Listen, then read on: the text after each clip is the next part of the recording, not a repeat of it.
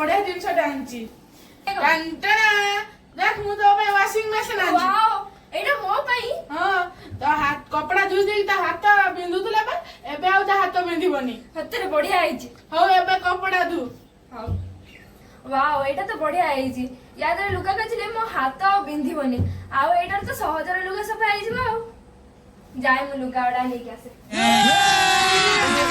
अभी मजा आएगा ना भिड़ो। ଆଉ ସବୁ କାମ ଆପେ ଆପେ ହେଇଯିବ।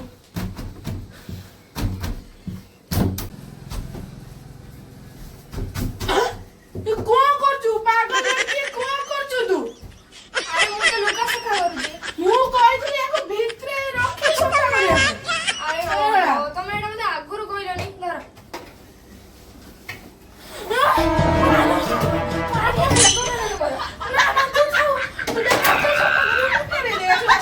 ଆରେ ଆରେ ନା ତମେ ତ କହିଥିଲ ୱାସିଂ ମେସିନ୍